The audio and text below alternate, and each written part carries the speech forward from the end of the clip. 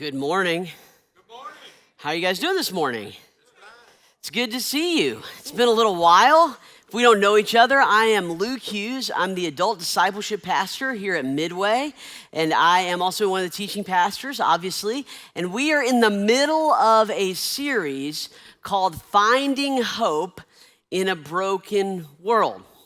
Now, I don't really have to convince you of this because if you spend 6 seconds in the Judges, you realize how broken everything is. And now I'm not going to lie to you. If you don't realize how broken everything is, you may be in trouble. Yep, you may be in trouble. Because in these stories, there is a lot of broken people, there's a lot of broken situations, and there's a lot of moments of disappointment that happen over and over and over again. In fact, a lot of what the Judges is about is it's about establishing a cycle and a pattern that many times we as human beings fall into when it comes to dealing with the divine.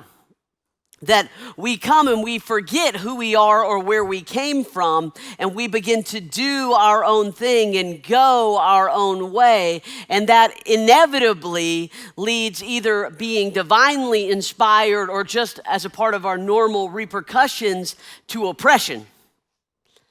And just like in the Judges where God allowed kings and rulers to come in and oppress the people of Israel due to their moral failures, we've all experienced these things. And then, typically, when the oppression gets bad enough, like the people of Israel experienced in Egypt and in the Promised Land, we begin to cry out to God again. And we say, God, please save us. We'll do anything. Just please come and end this suffering and pain.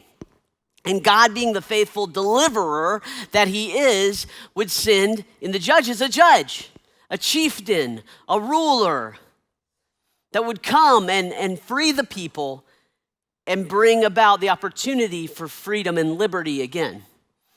But it isn't too long in the lands of freedom and liberty that the people leave God again, and the whole system repeats and repeats and repeats. This is the story of Judges. And you know, it's interesting as we step into the story this morning. Last week, Pastor Ty talked about Gideon. And we talked about Gideon being a liberator and a hero to the tribe of Manasseh and to parts of Ephraim. And in this conversation, we saw him as a good leader, but the way we ended things is that ultimately Gideon found himself as a failure in his legacy. He created pagan objects of worship that would go on to have idolatrous roots to the foundations and the people groups that he had helped liberate, that he slept around with numerous women, had numerous wives, 70 sons from different women, concubines from different areas. And this produced strife in his family. And today we are looking at the direct fruit of Gideon's future in his son named Abimelech.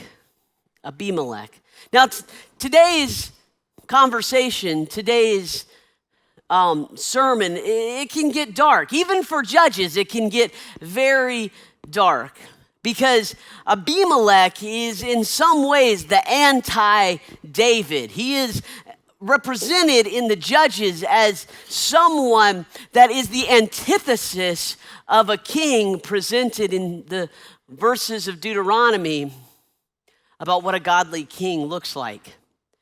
And so as we unpack this story this morning, you may want to hold your breath because it's going to get dark and it's going to get deep.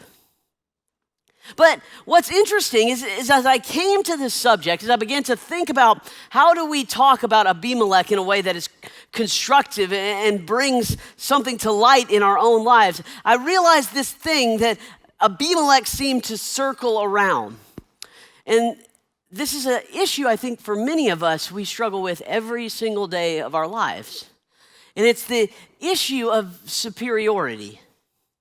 Now, I'm sure nobody here or anywhere else in the country struggles with the idea of superiority. You know what I'm talking about? The idea of thinking that you're better than someone else.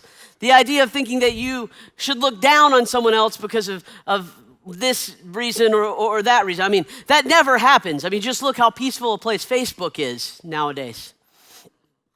Not once do we ever have to struggle with this in our society. But what's sinister about superiority is that it creeps into our lives as well. That we would say, surely I would never, I've been taught by my grandmother, my grandfather, my mom, my dad, my teachers, never think of myself more highly than someone else. But it's amazing how many of the conflicts in our life, when you break down and analyze what's really going on, it comes back to a root of pride and superiority. We think we're the greatest. We have the answer. We're the best. Surely no one else would know but me. I need to be valued. I should be happy. After all, I'm the center of my reality. This is what Abimelech struggled with. And I think it's something that we all struggle with. Now I can put it in pretty easy terms. It really all goes back to halftime. You know what I'm talking about? Halftime. It all goes back to halftime. Now listen, I didn't even care at halftime what the halftime entertainment was. All I cared about was everything they were saying headed into halftime. They were saying things like this. The sport analysts were saying, no team has ever lost the Super Bowl with a 17-point lead headed into halftime. No team has ever lost the Super Bowl catching an interception and then running it back for a touchdown. The Falcons had done both. I knew that we had become Super Bowl champions at halftime. I knew it. We had won. By the end of the third quarter, the 21-3 lead had increased to 28-3. And I said, we've done it. We can finally shove it in the face of that smug Tom Brady and Coach Bill Belichick. The Falcons are the best. By the end of the third quarter, the Vegas line had the Falcons favored to win at 99.8%. I thought, we're the best.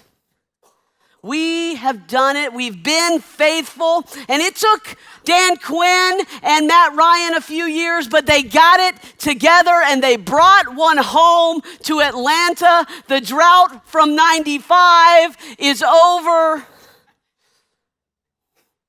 We are world champions once more. But we all know what happened. In the fourth quarter, James White runs a 5-yard touchdown reception from Tom Brady into the end zone. Then there's a 33-yard field goal kicked by Stephen Gostkowski. Danny Amendola then runs a 6-yard touchdown reception from Tom Brady into the end zone and scores a 2-point conversion. Due to some genius defensive work of the Falcons, James White then only has to run a 1-yard touchdown into the end zone, and they score another 2-point conversion. The score is now 28-28, and I was livid. My wife came to check on me because she heard things slamming around in the den and in our guest bedroom. In fact, I was so angry, I didn't even watch overtime. I yelled at the top of my lungs, Tom Brady has beaten us, and stormed into the guest bedroom to do something else. And I heard from the guest bedroom in our den the final score. that would forever be etched in my memory. The first time in Super Bowl history, a team never had the lead of the game in regulation play had beaten the Atlanta Falcons. Because when we think we're the best, it's the most opportune moment for the greatest heartbreak in our lives. When we buy into the lie that we are superior, we open ourselves up to the greatest catastrophe. When we think we're the best, it wounds us the deepest when we realize we're still the least. And see, for all of us, this is what Abimelech struggled with. If you have your copy of God's Word, today we're going to open up to Judges chapter 9. Now, I'm going to start a little bit before Judges chapter 9. I'm going to start in 8:33, but you guys just hang right there with me. Judges chapter 9, verse 1, and I promise I'll be there in about 6 seconds. And I want to provide a little bit of context as we step into the story of Abimelech this morning, because that feeling of superiority is what grabs hold to each of us, and it is ultimately what breaks us if we allow it. Beginning in Judges chapter 8, verse 33, it says this: When Gideon died, the Israelites turned and prostituted themselves by worshiping the Baals and made Baal-berith their god. The Israelites did not remember the Lord their God, who had rescued them from the hand of the enemies around them, like always. They did not show kindness to the house of Jerubbaal, this is Gideon, for all the good he had done for Israel. Verse 1. Abimelech, son of Jerubbaal, went to Shechem and spoke to his uncles and to his mother's whole clan, saying, Please speak in the hearing of all the citizens of Shechem. It is better for you that 70 men, all the sons of Jerubbaal, rule over you, or that one man rule over you? Remember that I am your own flesh and blood. His mother's relatives spoke all these words about him in the hearing of all the citizens of Shechem, and they were favorable to Abimelech, for they said, He is our brother. So they gave him 70 pieces of silver from the temple of Baal-berith. Abimelech used it to hire worthless and reckless men, and they followed him. He went to his father's house in Ophrah and killed his 70 brothers, the sons of Jerubbaal, on top of a large stone. But Jotham, the youngest son of Jerubbaal, survived because he hid. Then all the citizens of Shechem and of Bet Millo gathered together and proceeded to make Abimelech king at the oak of the pillar in Shechem. The first point I want to make to you this morning is that the seduction of superiority sacrifices our integrity. The seduction of superiority sacrifices our integrity. See, there's great seduction in thinking that we are the best, in finding ourselves the center of our universe. But ultimately, the exchange of that is it leads to the destruction of those things that we hold dear inside of us. And you have Abimelech. Now, Abimelech is son of Jerubbaal, or Gideon. Jerubbaal means one who contends with Baal, or one, in colloquial language, that throws hands, gets down and rumbles with Baal. And in this moment, what Abimelech does is he chooses to side with Baal. Now, I don't know Abimelech's past, but I know that there's a lot of baggage there, even just present in his name. Now, as you know, his mother was a concubine of Gideon. She was from Ephraim because Shechem is inside the lines of Ephraim. Now, I don't understand the conflict between Ephraim and Manasseh, especially through Gideon, because Manasseh and Ephraim historically were both children of Joseph, which made their tribes brothers. So you would think the most natural allies of each other would be Manasseh and Ephraim, that they would be the two tribes that would cleave together the most because they were blood brothers of the same mother and father. But Gideon hated Ephraim. because they did not come to his defense when he went out to fight the Midianites. And I don't know if it was a snub, I don't know if it was drama, I don't know what went on, but obviously Gideon didn't care enough not to have relations with women from Ephraim. He just cared enough not to marry and substantiate women from Ephraim. But even in so doing, Abimelech was named son of the king.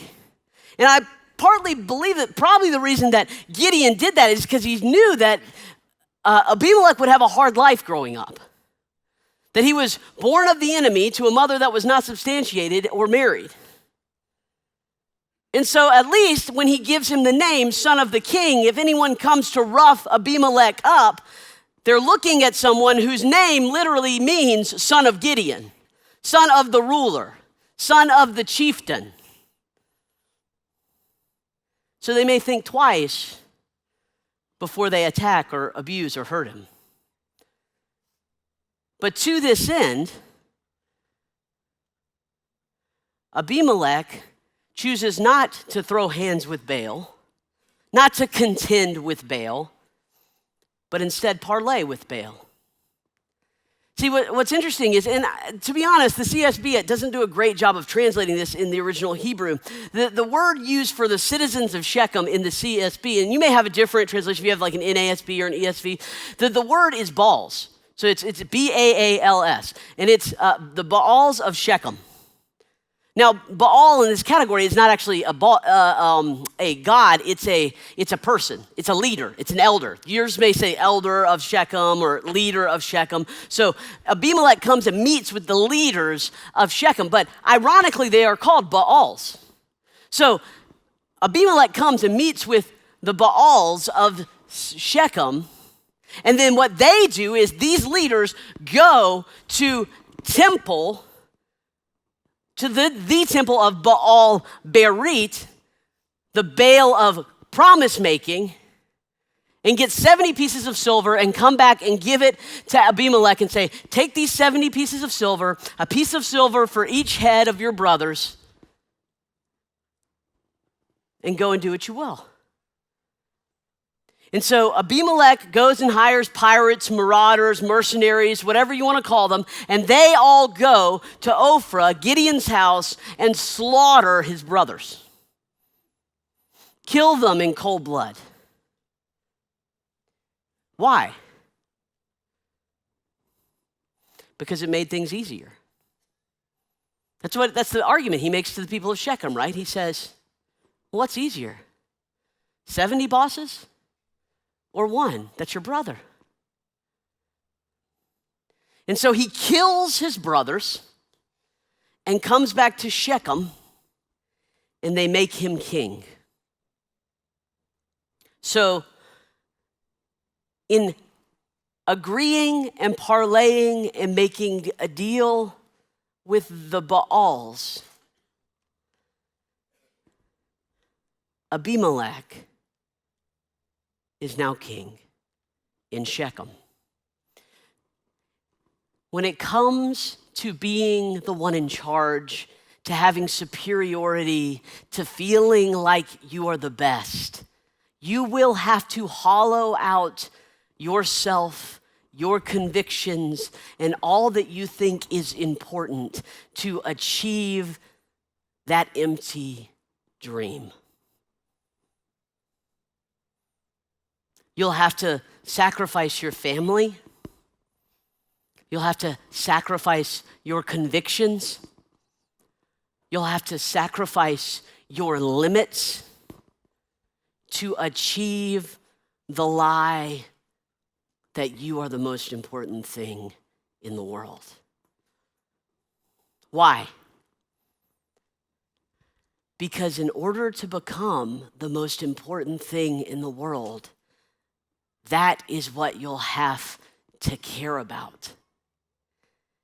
And you may make deals and little half-truths there and here about, oh, I care about my family, and I care about being generous, and I care at least about looking like a good person. But at the end of the day, if all you care about is you, and you are the most important thing, you'll give everything to see that dream come true. Because the seduction of superiority will sacrifice your integrity. Continuing on in the story. When they told Jotham, who is Gideon's youngest and survived just because he hid, he climbed up to the top of Mount Gerizim, raised his voice, and called down to the people of Shechem. Listen to me, citizens of Shechem, and may God listen to you. The trees decided to anoint a king over themselves. They said to the olive tree, reign over us. But the olive tree said to them, should I stop giving my oil that people use to honor both God and men and rule over the trees? Then the tree said to the fig tree, come and reign over us. But the fig tree said to them, should I stop giving my sweetness and my good fruit and rule over the trees? Later the tree said to the grapevine, come and reign over us. But the grapevine said to them, should I stop giving my wine that cheers both God and man and rule over the trees? Finally, all the trees said to the bramble, come and reign over us. The bramble said to the trees, if you are really anointing me as king over you, come and find refuge in my shade. But if not, may fire come out of the bramble and consume the cedars of Lebanon. Now, if you have acted faithfully and honestly in making Abimelech king, if you have done well by Jerubbaal and his family, and you have rewarded him appropriately for what he did, for my father, he fought for you, risked his life, and rescued you from Midian. And now you have attacked my father's family today, killed his 70 sons on top of a large stone, and made Abimelech, the son of his slave woman, king over the citizens of Shechem, because he is your brother. So if you have acted faithfully and honestly with Jerubbaal and his house this day, rejoice in Abimelech, and may he also rejoice in you. But if not, may fire come from Abimelech and consume the citizens of Shechem and Bet Millo. And may fire come from the citizens of Shechem and Bet Millo and consume Abimelech. Then Jotham fled, escaping to Beer, and lived there because of his brother Abimelech. The second point is this: the seduction of superiority destroys our credibility. The seduction of superiority destroys our credibility. Now, I want to take this moment because what is ironic is the words that were commanded in Deuteronomy of how the people of Israel were actually supposed to select a king. In fact, in the words in Deuteronomy, when Moses admits that someday and some point there will probably come where Israel will have failed so much that they will have to put a king over them, he says, well, when you choose a king, this is what a healthy king looks like. He loves Torah. He studies it. He understands it. He doesn't accumulate a lot of wealth. He doesn't accumulate a lot of power. And he is chosen amongst your brothers. He's chosen from amongst your brothers. And here Abimelech stands, having what? Murdered all of his brothers. And so Jotham goes up on the mountain. And don't miss this, he goes up on Mount Gerizim. Mount Gerizim, Shechem, is situated between two large mountains in the Holy Land. It's amongst Mount Gerizim and Mount Ebal. And these two mountains are famous because this is the moment in Deuteronomy where Moses brings all the people of Israel and Joshua brings all the people of Israel, and they make this covenant before the Lord that they are going to serve God, because this is the famous moment where Moses says, choose blessing or choose cursing. And he takes some of the people and he puts them on Mount Gerizim and they're shouting the blessings, and he takes some of the people and he puts them on Mount Ebal and they're shouting the curses. And because of this valley over Shechem, they're shouting blessings and cursings and the promises of the Lord to what they are supposed to hold themselves to in obedience. And so in this moment, Jotham, the last of the line of Gideon, goes up the mountain of Gerizim, and ironically, the mountain of blessing, which is shouting judgment and truth in God's presence, becomes the mountain of cursing to Abimelech and the Baals of Shechem, because they have done what was wrong in the eyes of the Lord. And so he begins to tell this parable. He says, listen, the trees went out to crown a king. And they went to the olive tree and they said to the olive tree, come and rule over us. And the olive tree said, listen, I make things holy and I provide religious festival. I make things good. Why would I give up these things and be your king? And so they came to the fig tree and they said to the fig tree, oh, come and be our king. He said, I provide sustenance and sweetness and nourishment. I can't leave behind these responsibilities to humanity and be your king. They said to the vine, come and rule over us. He said, I provide mirth and happiness, joy to both king and God alike. I cannot leave my duties to be your king. And so ironically, they come to the bramble. Good for nothing but wounding and frustration. Say, be our king. And he looks around, he's like, you want me to be the king? If you really want me to be the king, you come and take shelter in all the shade I provide. Why? Because when it comes to people that are seeking superiority above all things, they are not life-giving. They are life-consuming. They are life-consuming. And do you see the codependency of this situation? This leader that adds nothing, it's the one that makes demands. It's the one that says, if you really want me to be your king, come. All the other things provided hope and health to humanity. And so Jotham in this moment says, Abimelech, if this was the right decision, we'll all be able to see. But then he chides and he makes fun of the leaders of Shechem when he says, listen, you killed all my brothers because Abimelech called you brother. Do you know what Abimelech does with brothers? Let me take you to a big stone in Ophrah and show you what a brother murderer looks like.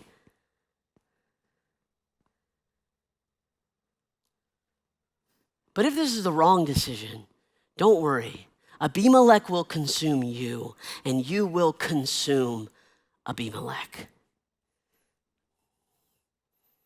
It's this pivotal moment in the story where it brings to picture the great destructiveness of our decision of if we choose to view ourselves as the best and the most important thing in our lives, or a healthier perspective of where our place is supposed to be in response to God's lordship over our life.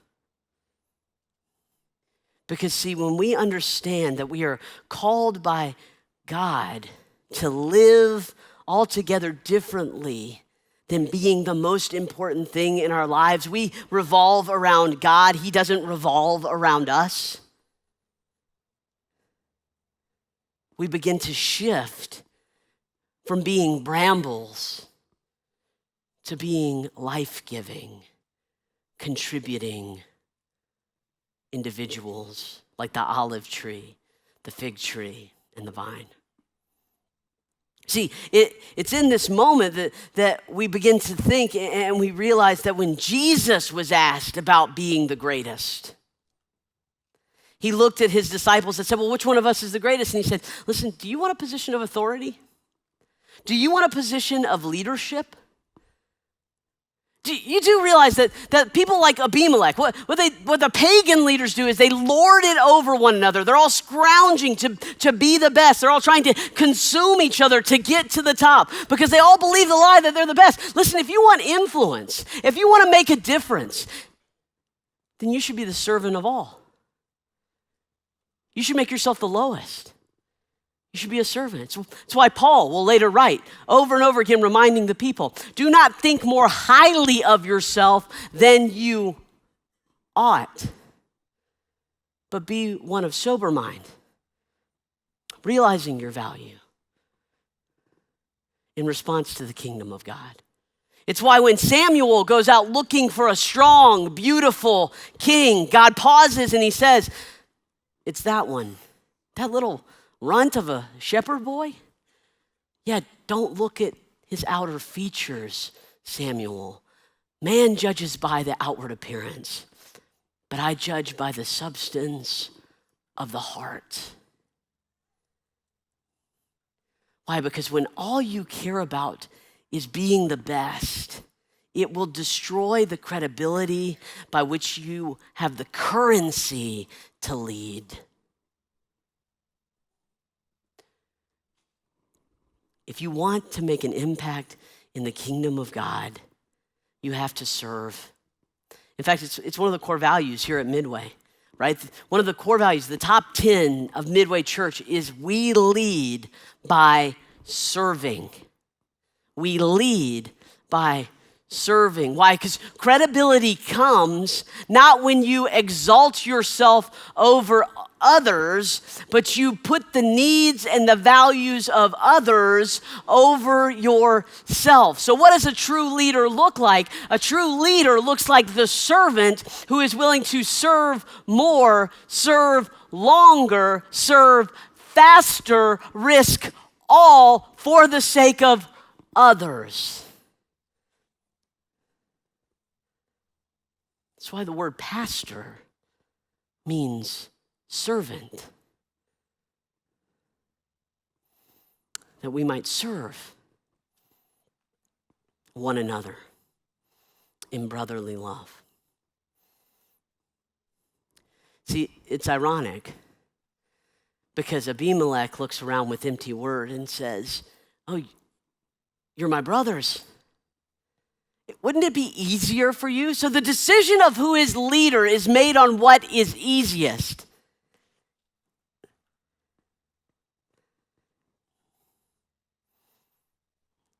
And the people of Shechem and Abimelech have already written their future, spoken in the judgment of Jotham. And so the remainder of the story is the fulfillment of the inevitability of what a codependent leader looks like with a group of people who are selfishly seeking themselves. Continue on in the story. Verse 22, when Abimelech had ruled over Israel just 3 years, God sent an evil spirit between Abimelech and the citizens, the leaders, the elders of Shechem. They treated Abimelech deceitfully, so that the crime against the 70 sons of Jerubbaal might come to justice, and their blood would be avenged on their brother Abimelech, who killed them, and on the citizens of Shechem who had helped him kill his brothers. The citizens of Shechem rebelled against him by putting men in ambush on the tops of the mountains, and they robbed everyone who passed by them on the road. So this was reported to Abimelech. So the people of Shechem become an inevitable thorn, pardon the pun, in Abimelech's side. And so all of a sudden, they begin to rebel and they begin to turn on each other and consume one another. And ultimately what happens is someone comes along that looks way better than Abimelech. They're not loyal to Abimelech, they're loyal to the ease of the process. And so this man, Gaul, shows up. And Gaul is a politician like Abimelech was. But this time Gaul says this, hey listen, Abimelech claims to be your brother and his mother lives here and her clan lives here, but my father is from Shechem. I established genealogy here in Shechem through my father's hand, not my mother's. And not only that, my father comes from the line of Hamor. And Hamor helped establish Shechem. So if anyone is your brother, it's me. And what we deserve is someone other than Abimelech, someone that's looking for our good constantly. And I happen to know a guy that would do just that, and it's me. But unbeknownst to Gaul, as he's yelling at everyone that we should throw Abimelech out of town, the city manager, Zebul, is loyal to Abimelech. And so he immediately leaves and goes to Abimelech and tells him of the treason.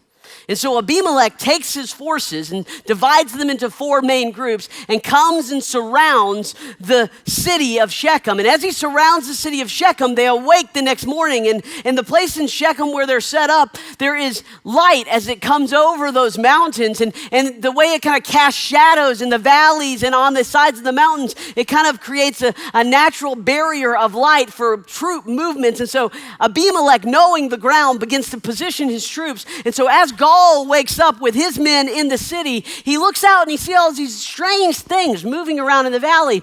And so he says, I think I see troops moving around outside the city. And Zebul's there and he says, no, it's just the trick of the light.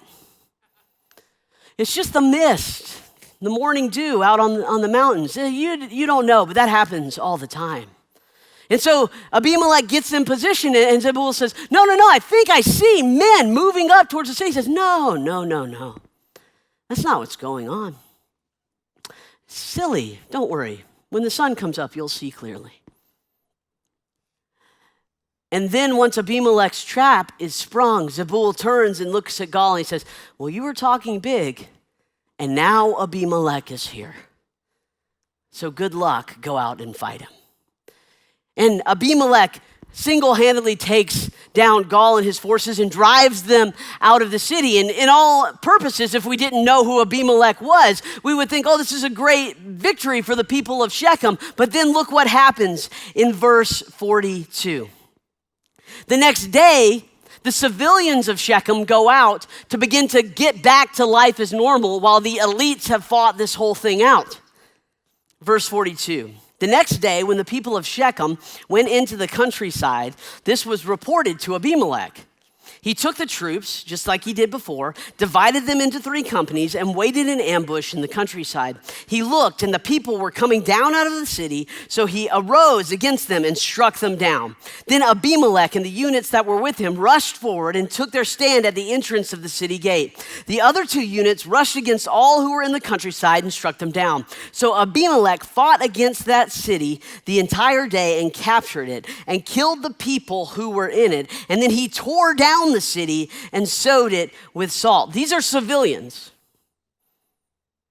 His mother's clan. When all the citizens of the Tower of Shechem heard, they entered the inner chamber of the temple of El-Berit. Then it was reported to Abimelech that all the citizens of the Tower of Shechem had gathered. So Abimelech and all the troops who were with him went up to Mount Zalmon. That's the mountain of darkness. Abimelech took his axe in his hand and cut a branch from the trees. He picked up the branch and put it on his shoulder and said to the troops who were with him, hurry and do what you have seen me do. Each of the troops also cut his own branch and followed Abimelech. They put the branches against the inner chamber and set it on fire. They burned him out. And about 1,000 men and women, and we would assume children, died, including all the men of the Tower of Shechem. Why? Last point. The seduction of superiority costs our identity. The seduction of superiority costs our identity. Do you remember back to the promises at the beginning? He said, you are my flesh and blood. And now, ironically, what Abimelech wanted more than anything was to be remembered, to be important, to be on top. And he has killed his father's family, and now he has killed his mother's family. So anyone that would remember him, he has killed with his own hand. And not only has he killed them with his own hand, he tore down any memory of them and salted the land so that no one could return. And see, I just think about my life and I think about your life. And as a pastor, the heartbreak I've experienced where I go to funerals and people are utterly and completely alone. Why? Because they were superior in their minds to anyone that would remember them. And now their mothers are not there. Their fathers are not there. Their children are not there. Why? Because they went to battle, killed all that lay in front of them, tore the whole thing down, and salted the land so that no one could return. And what they have produced is a legacy and a root of bitterness and destruction and division in their family. Why? Because they know best. Because they know best. Because the seduction of superiority will cost you your identity. And ironically, that's how it ends for Abimelech. Look as we close.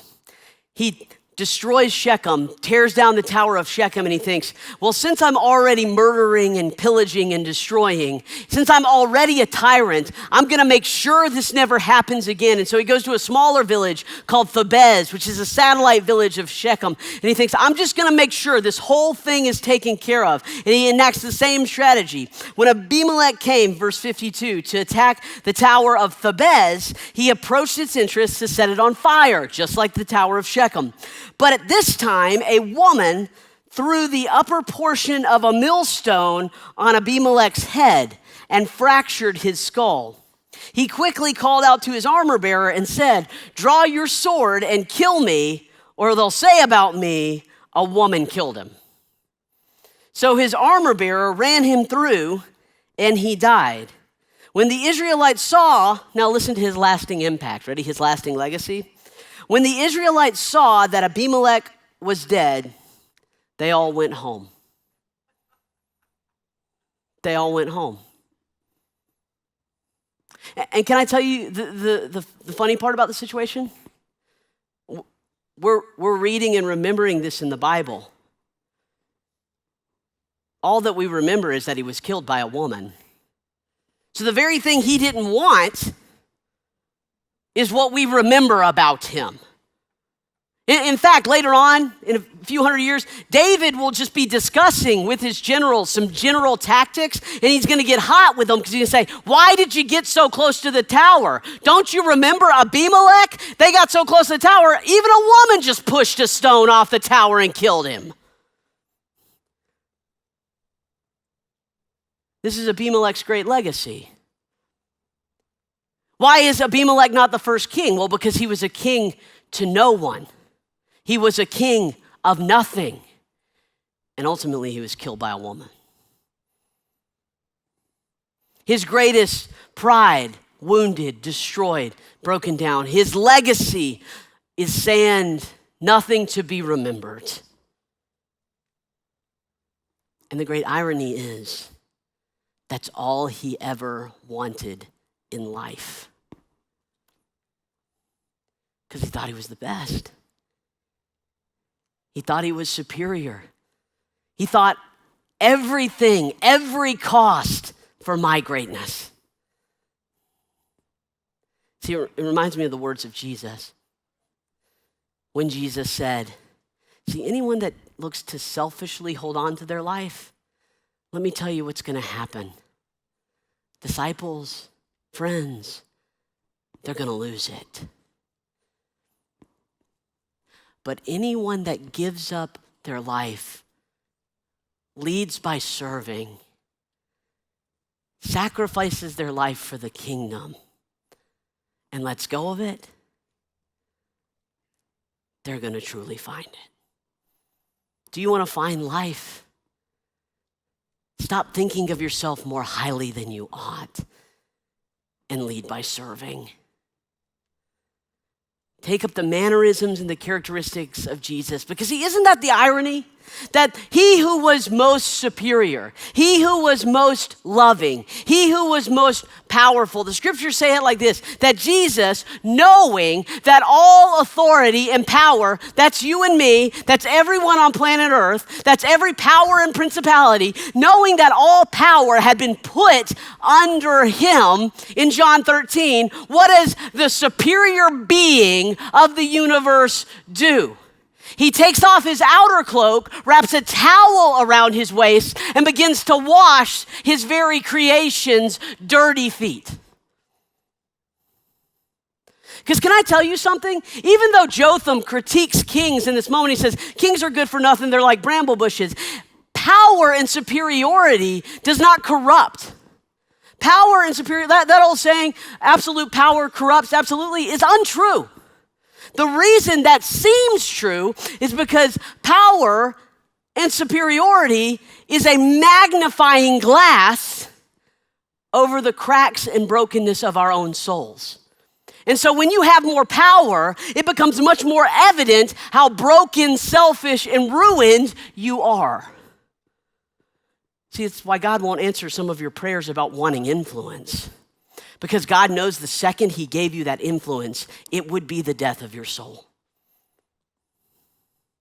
Because you wouldn't just be dishonest in the little things anymore, you would be dishonest in the big things. You wouldn't be tempted and lustful just by yourself. No, the magnifying glass would let everybody see your voracious appetite.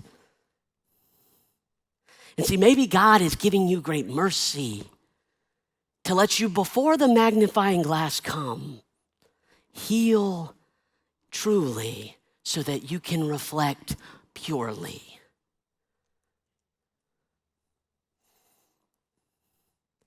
Because the most powerful person, when the magnifying glass was held, all it showed was love and sacrifice and servanthood, all the way to a cross for you and for me.